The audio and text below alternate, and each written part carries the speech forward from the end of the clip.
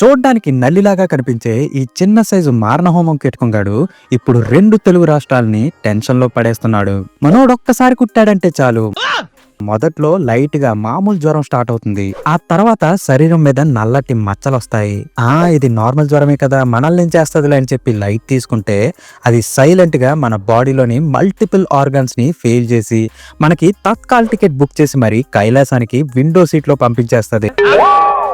ఇంత స్లోగా చెప్తావేంట్రా? Slow poison. ఇప్పటికే 1500కి పైగా కన్ఫర్మ్ కేసులు నమోదయ్యాయి. 9 మందికి పైగా మృతి చెందారు.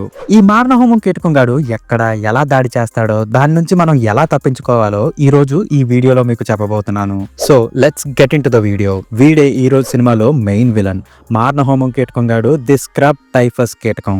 మనోడు చూడడానికి లింగులింగుమంటూ పావల దెమ్మ సైజులో ఉండి ఎర్రని రంగులో భలే క్యూట్ గా కనిపిస్తాడు. వీడియోంట్లో ఓరియాంటియా సుట్సుగమిషి అనే స్పెషల్ బ్యాక్టీరియా ఉంటది.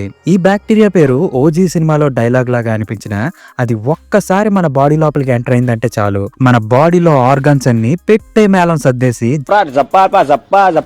అనుకుంటూ టప్పా టప్పా రాలిపోతాయి. మనోడు ఎక్కువగా ఎలకల మీద, చెట్ల కింద, పొదల్లో, గడ్డి సందుల్లో, మన బాల్కనీలో పెంచే చెట్ల మధ్యలో, ఇంకా చిన్న చిన్న జంతువుల చర్మాలకు అంటుకొని తిరుగుతూ ఉంటాడు. మీరు గార్డెన్ లో టైం పాస్ చేయడానికి కూర్చున్నప్పుడు లేదా ట్రెక్కింగ్ కి వెళ్తున్నప్పుడు ఈ టైఫస్ కొండగాడు చడి చప్పుడు చేయకుండా సైలెంట్ గా మీ మీదకి ఎక్కిపోతాడు. హైలైట్ పార్ట్ ఏంటంటే వీడు కుట్టినప్పుడు మనకి నొప్పి కూడా తెలియకుండా కొడతాడు.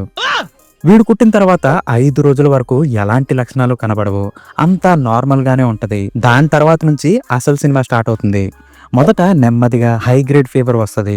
దాంతో పాటు తలనొప్పి, బాడీ పెయిన్స్, వాంతులు, విరోచనాలు అనుకుంటూ ఒక్కదాని తర్వాత ఒక్కోటి అన్ని స్టార్ట్ అయిపోతాయి. ఇక్కడ ప్రాబ్లం ఏంటంటే ఇలాంటి లక్షణాలన్నీ వేరే వైరల్ జ్వరాలు వచ్చినప్పుడు కూడా వస్తాయి.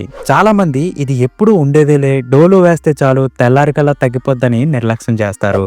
అది చాలా ప్రమాదకరం. అన్నట్టు చెప్పడం మర్చిపోయా, మనోడు కుట్టిన 3 నుంచి 4 రోజుల తర్వాత ఎక్కడైతే కుట్టాడో ఆ ప్లేస్ అంతా ఒక స్పెషల్ మార్క్ వస్తుంది. అది చూడడానికి మండుతున్న సిగరెట్ తో సొరక పెట్టినట్టు కనిపిస్తుంది. చుట్టూ ఎర్ర రంగుతో కందిపోయి మధ్యలో నల్ల రంగు మచ్చ ఉంటది. దీన్నే మెడికల్ టర్మినాలజీలో ఇస్చార్ అంటారు. ఇలాంటి మచ్చ మీకు కనిపించిందంటే అది ఖచ్చితంగా స్క్రబ్ టైఫస్ గాడు స్టాంప్ వేసినట్టే. పానిక్ అవ్వాల్సిన పని లేదు గాని ఆలస్యం చేయకుండా అర్జెంట్ గా హాస్పిటల్ కి వెళ్లిపోతే డాక్టర్లు ఒక సింపుల్ యాంటీబయాటిక్ వేసి పంపించేస్తారు. 24 నుంచి 36 గంటల్లోనే ఫీవర్, బాడీ పెయిన్స్ అన్ని తగ్గిపోయి తొందరగా రికవర్ అయ్యే ఛాన్సెస్ ఉంటుంది. అంతే, చాలా సింపుల్. కానీ కండిషన్ ఏంటంటే దీన్ని సకాలంలో గుర్తించాలి. ఒకవేళ మనం నిర్లక్ష్యం చేస్తే, చెప్పాను కదా మన ఆర్గాన్స్ అన్ని, brain, heart, lungs, liver, kidneys అన్ని టపా టపా టపా బాయ్ బాయ్ చెప్పేసి మ్యాచ్ మధ్యలోనే రన్అట్ అయిపోతాయి.